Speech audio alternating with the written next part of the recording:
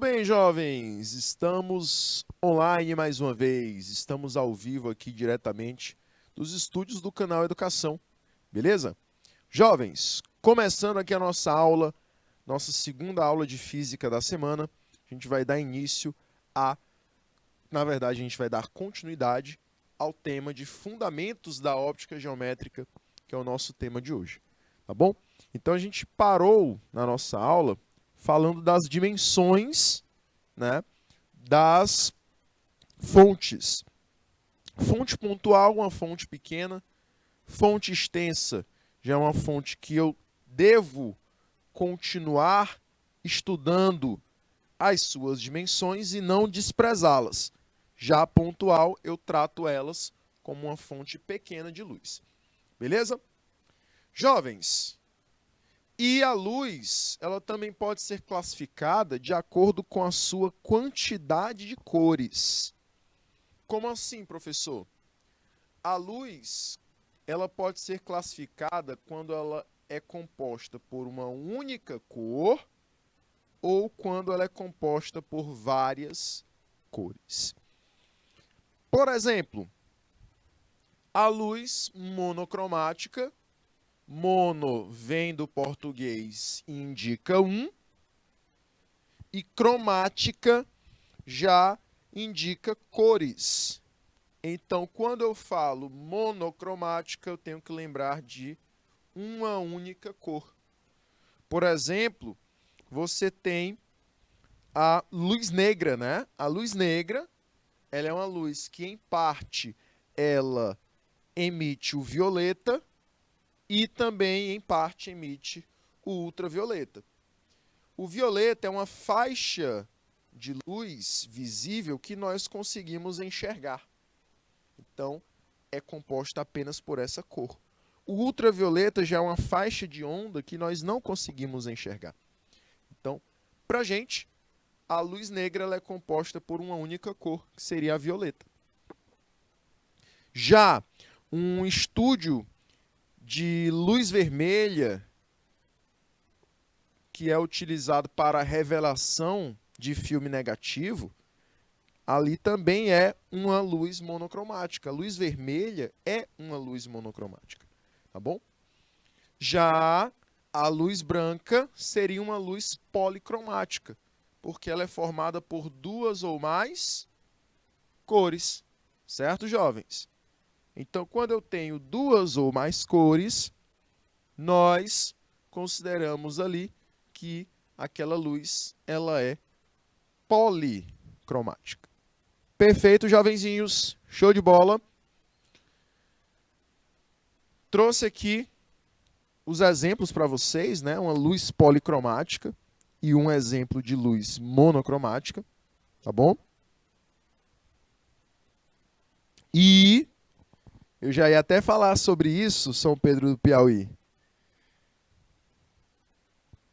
Já ia até falar sobre isso, tá? Respondo na volta, tá? Que eu vou dar um tempinho para vocês de 1 minuto sobre esse time, né, das luzes. Luz monocromática é uma luz composta por apenas uma cor, enquanto a luz policromática ela é composta por duas ou mais cores. Um exemplo principal de policromática são os raios luminosos emitidos pelo Sol, tá? Esses raios são compostos por várias cores, beleza? Vou dar 1 minutinho para vocês e eu volto com a resposta da pergunta de vocês em 1 minuto.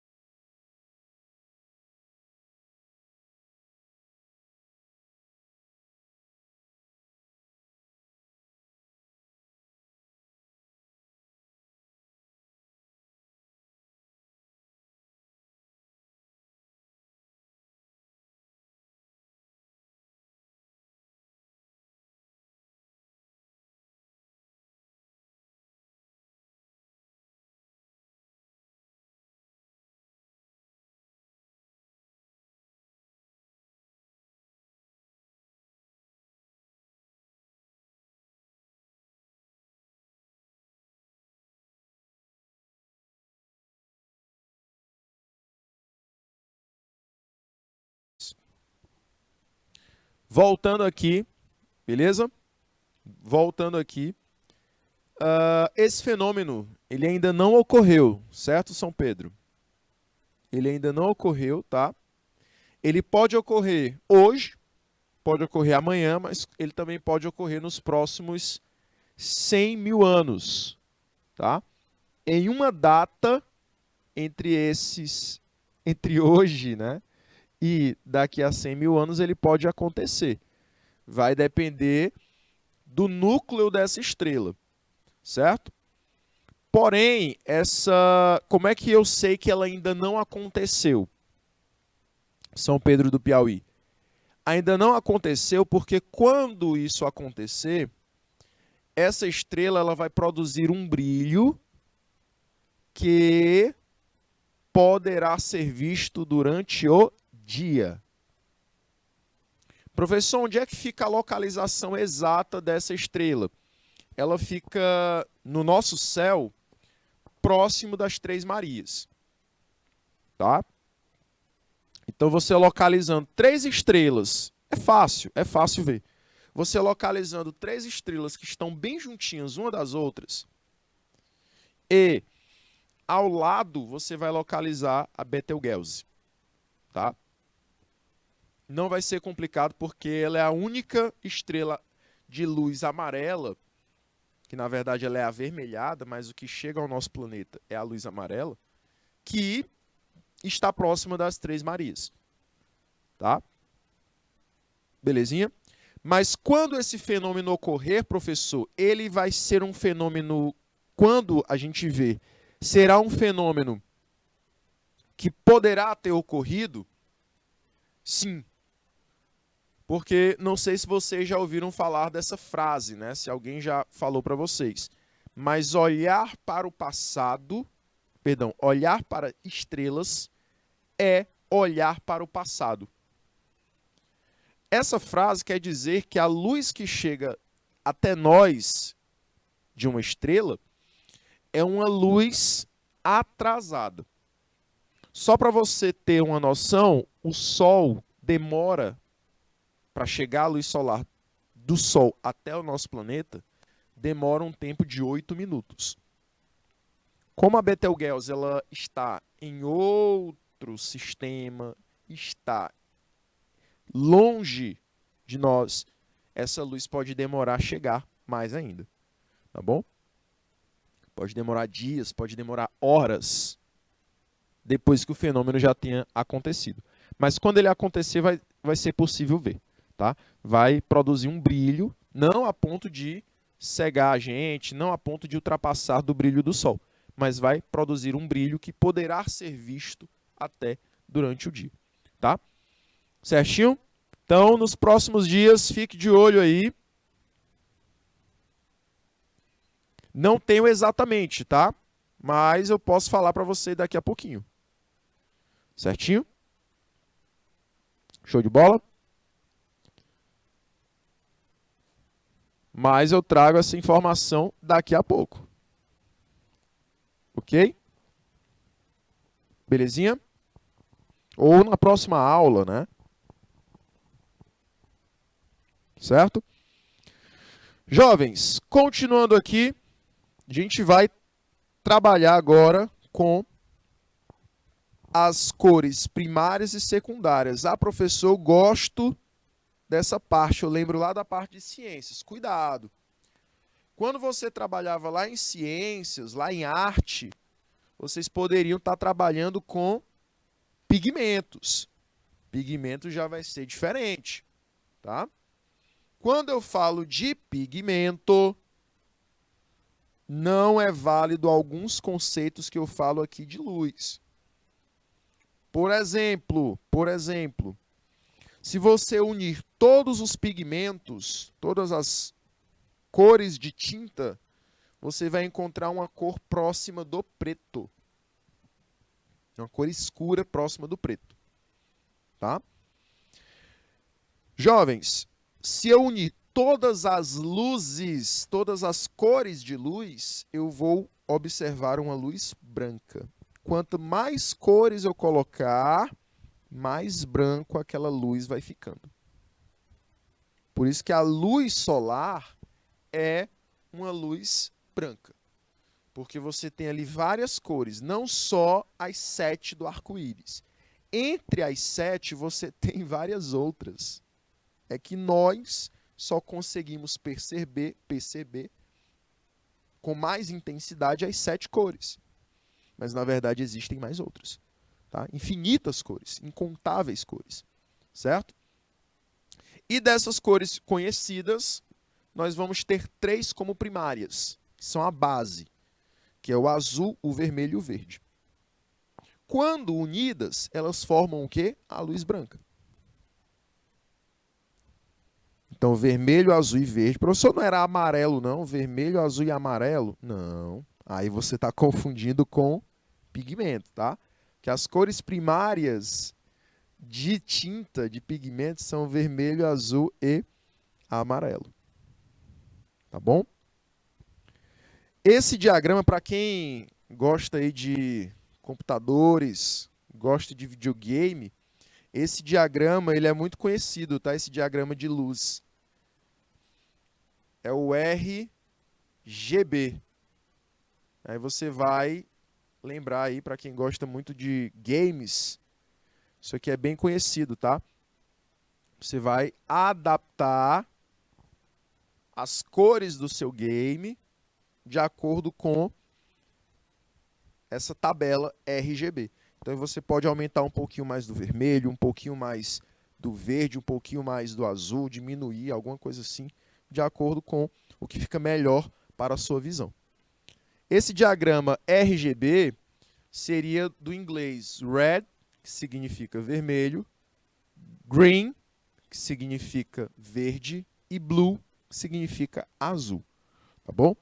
Então essas são as luzes primárias, certo? Cores secundárias. Você já vai ter cor de luz secundária a partir da união de cores primárias.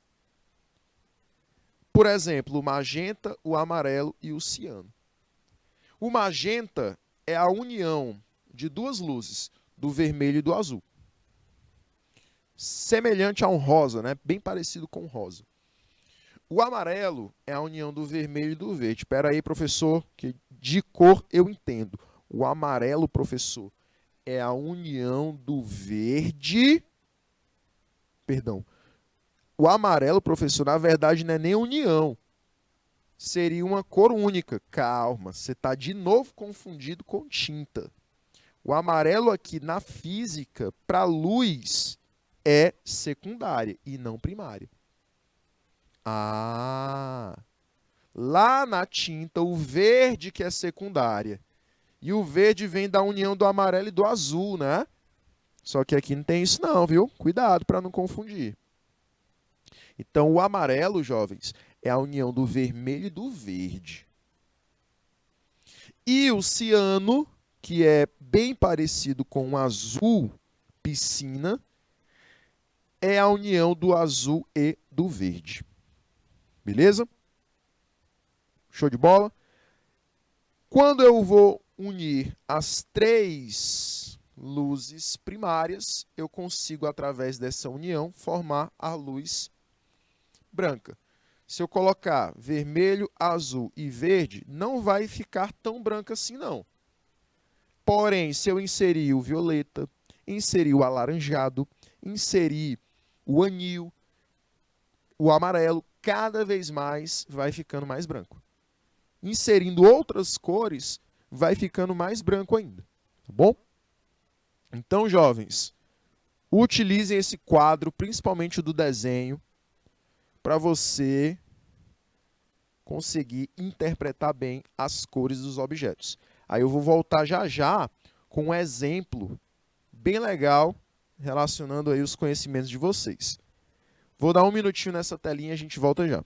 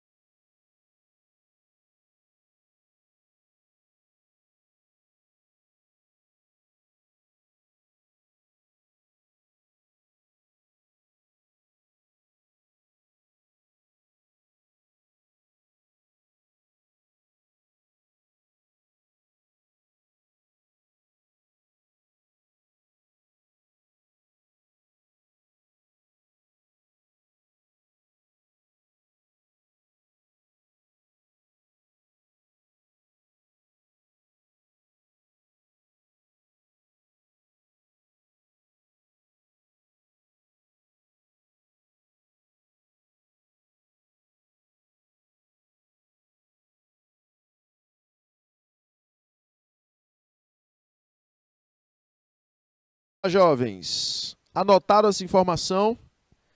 Só respondendo aqui a perguntinha de São Pedro. Estava olhando aqui, jovens. Pode ser que a gente não veja, né, o brilho daquela estrela que a gente estava comentando, de Betelgeuse. Por quê, professor? Porque ela está a mais de 600 anos-luz da Terra. Então, provavelmente, quando esse fenômeno acontecer, nós só o veremos depois de 600 anos, tá? Porque a luz ela vai se mover com a sua velocidade, então vai demorar 600 anos para chegar aqui. Mas fale para os seus filhos, fale para os seus netos e vai passando essa informação aí de geração em geração, e aí eles vão poder ver, tá? Eita, professor, se eu solto uma dessa e depois me desanima, eu queria tanto ver o brilho da estrela. Pois é, mas só vai ver daqui a 600 anos. Certo, São Pedro? Ah, professor. Ah, professor. Beleza? Show de bola, jovens. Ok? Porém, alguns cientistas, eu estava lembrando aqui do artigo que eu li, que eles notaram que esse fenômeno ia acontecer porque em 2020, no ano da pandemia, foi descoberto uma diminuição do seu brilho. Inclusive acharam estranho, por quê? Porque a diminuição do brilho de uma estrela está associado à descoberta de um planeta na sua órbita, né? Então é assim que eles conseguem determinar se você tem uma estrela com um planeta ao redor dela. Quando o planeta passa na frente da estrela, a estrela ela tem uma diminuição no seu brilho. Inclusive, uma brasileira fez essa descoberta, né? De que existia um exoplaneta em algum lugar no espaço. Depois vocês pesquisam o nome dela, professora Adriana, tá? Adriana. Eu só esqueci o sobrenome agora, mas depois eu lembro para vocês. Até o final da aula eu lembro. E aí ela fez a descoberta de uma exoestrela, no período dos anos 2000. Porém, a diferença dessa estrela que eu falei, da Betelgeuse, para as estrelas que possuem planetas ao seu redor, os exoplanetas, é que a Betelgeuse já se tinha um conhecimento sobre ela e que ela não tinha planetas ao seu redor. Então, por isso que eles acharam estranho. Oxe, mas a gente sabe que Betelgeuse não tem um planeta ao redor. E aí, professor, aí foi quando eles estudaram mais a fundo essa estrela e aí perceberam que essa diminuição do brilho, na verdade, está relacionada ao fenômeno da supernova, né?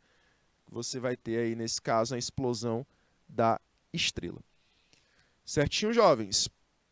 Então, quando a estrela vai entrar em processo de explosão, nós chamamos que vai acontecer uma supernova. Certo, jovens? Anotem essas informações. Informações aí quentes que o professor trouxe aí para vocês. Fresquinhas, né? Show de bola? Depois você pesquisa um pouquinho mais, que esse mundo astronômico ele é muito bom, muito legal. Jovens, falando um pouquinho agora sobre luz. Meus queridos, quando a luz branca incide sobre algum objeto, parte dela é absorvida por ele e outra parte será refletida de volta. Como assim, professor? Quando eu tenho um objeto de uma cor, que eu sei que ele é de uma cor, e eu consigo ver ele dessa cor, então é porque a cor que está sendo refletida para os meus olhos é a cor da superfície do material. Por exemplo, eu vou lá num local que vende tecidos e eu peço para a pessoa um tecido de cor vermelha.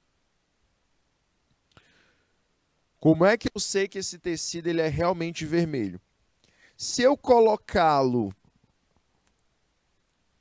para ser observado em uma luz branca, colocar ele no meio da rua lá, deixa eu ver se esse tecido é vermelho mesmo.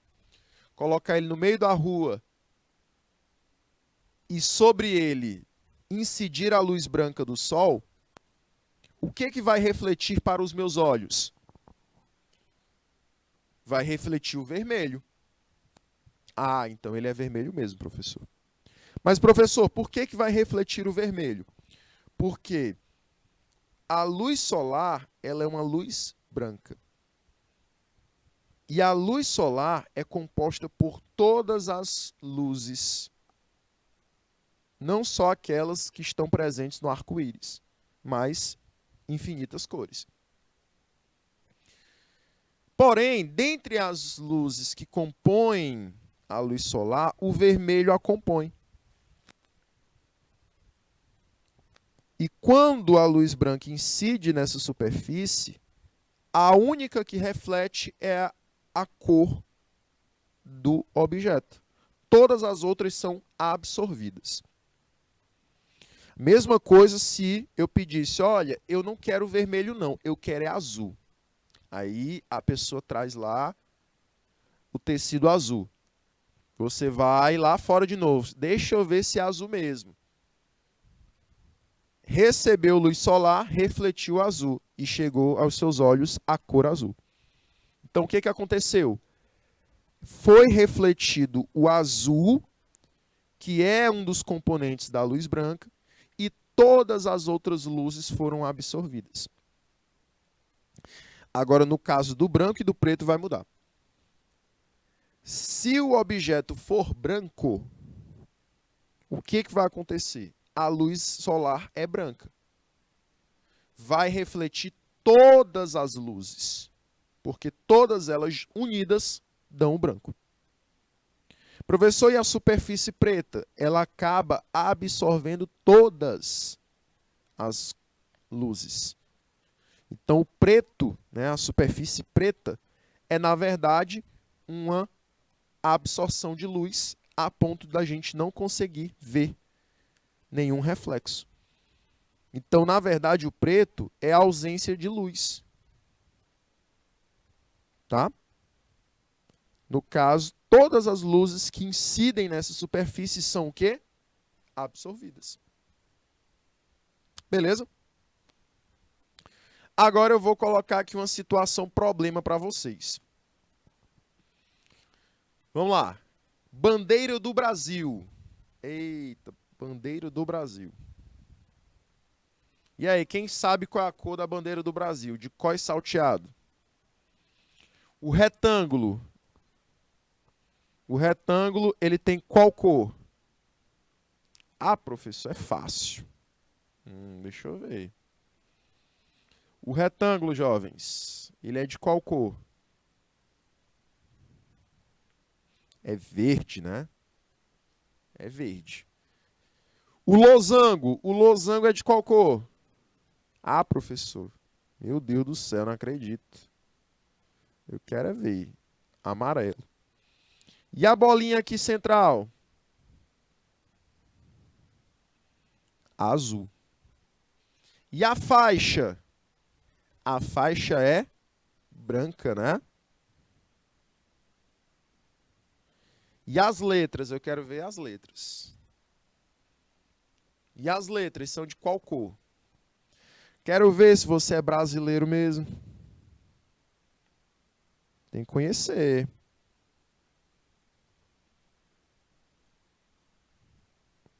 E aí, jovens? Lembram aí? Qual a cor das letras da frase ordem e progresso?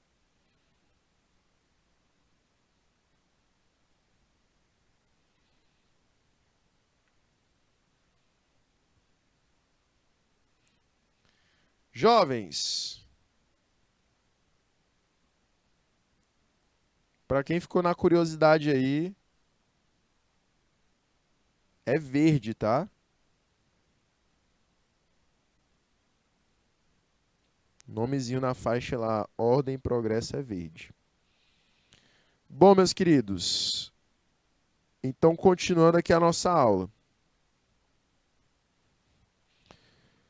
Tá aí a nossa bandeira do Brasil.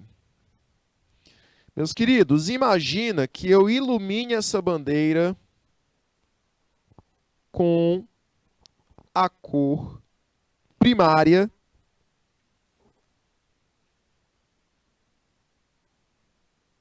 vermelha.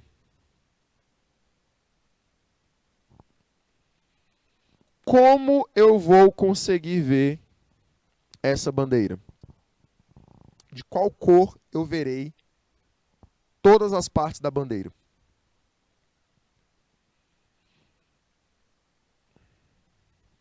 E aí?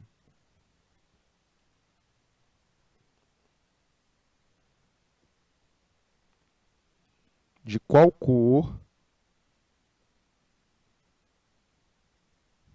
eu verei as partes da bandeira?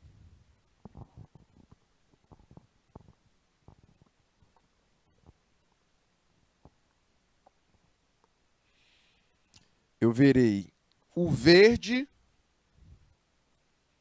com a coloração preta. Oxe, professor, por quê? Por que que eu vou ver o verde com a cor preta? Porque não tem vermelho na composição do verde.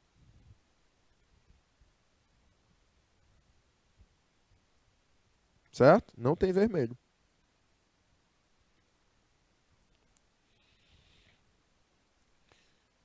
Losango amarelo.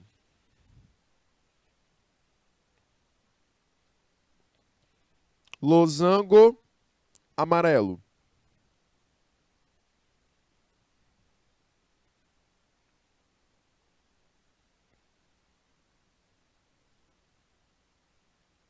E aí, losango amarelo.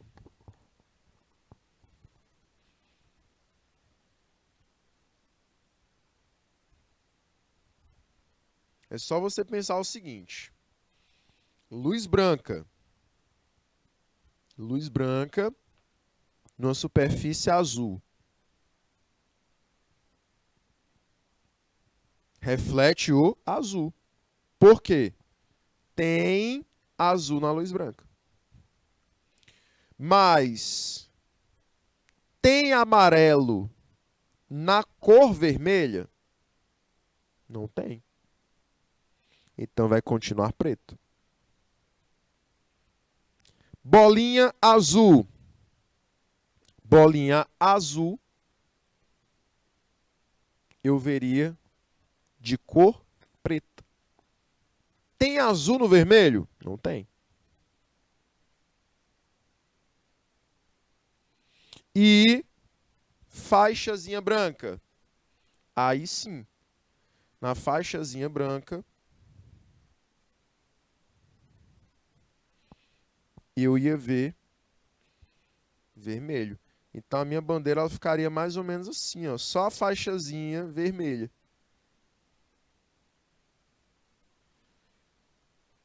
Por quê, professor?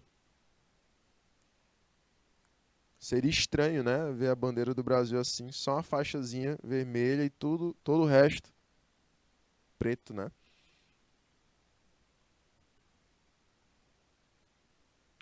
Por quê, professor? Porque tem vermelho na superfície branca. Para compor o branco, é a linha. Para compor o branco, você tem que usar o vermelho. O vermelho é uma das cores que compõe o branco. Então, tem vermelho no branco.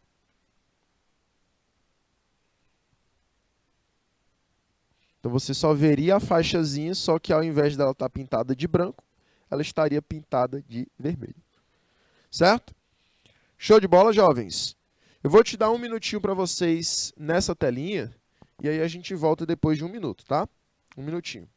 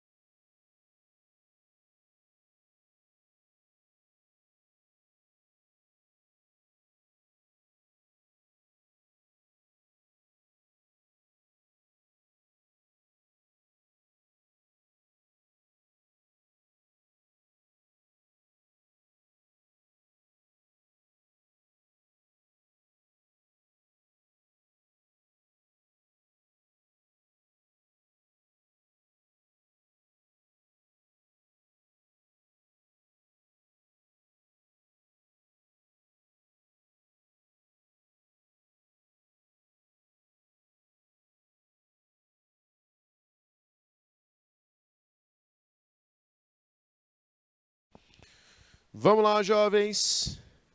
Vamos lá, vamos lá. Continuando aqui, meus queridos, a gente vai falar então dos meios de propagação da luz.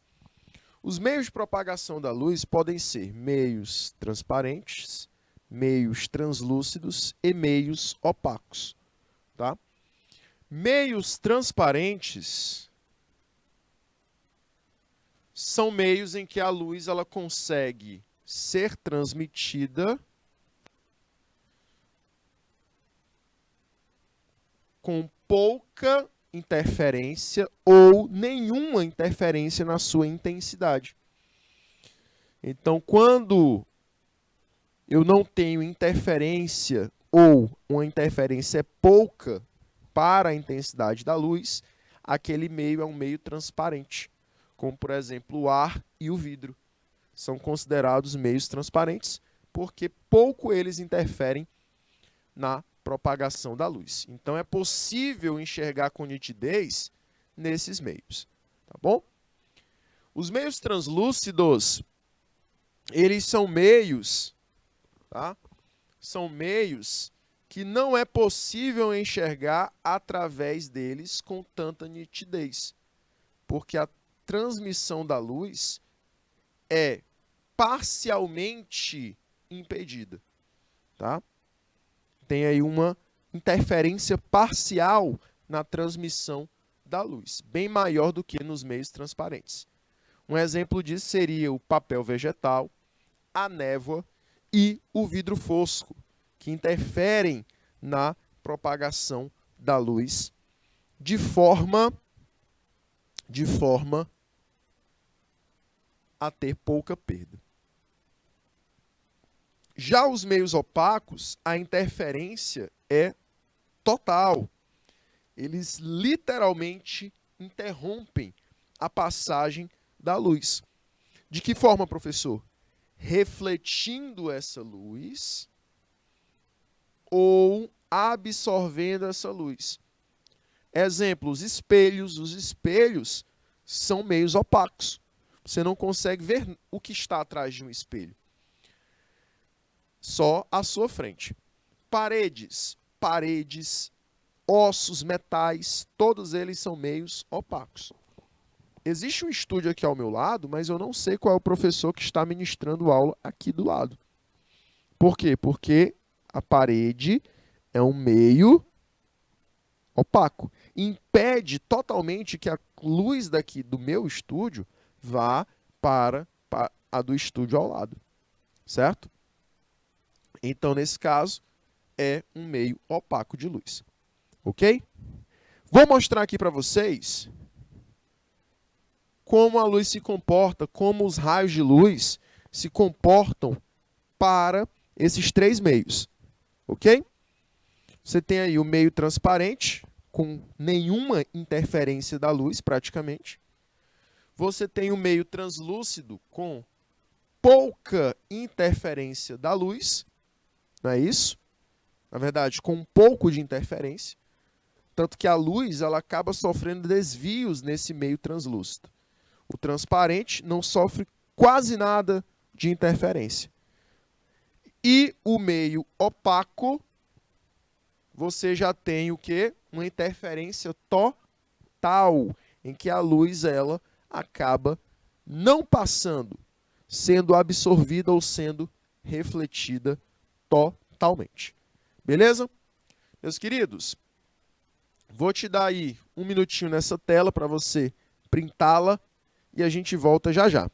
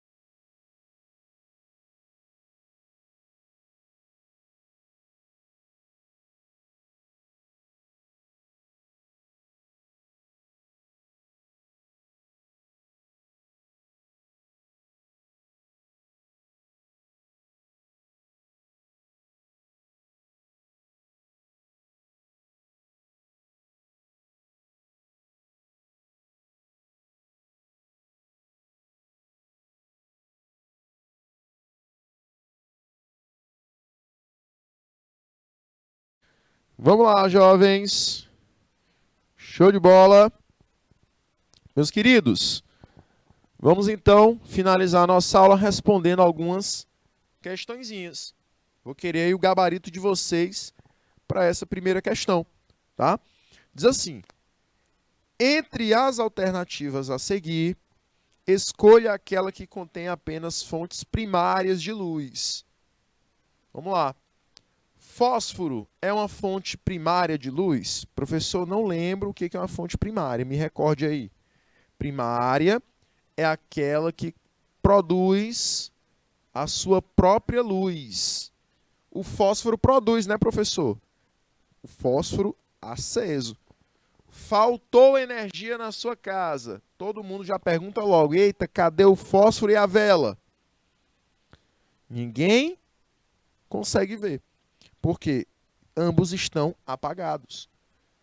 Ambos ainda não foram acesos. Então, eu só consigo ver o fósforo, só consigo ver a vela, se ambos estiverem o quê? Acesos, tá, jovem? Então, fósforo retira aí qualquer possibilidade, juntamente com a Lua.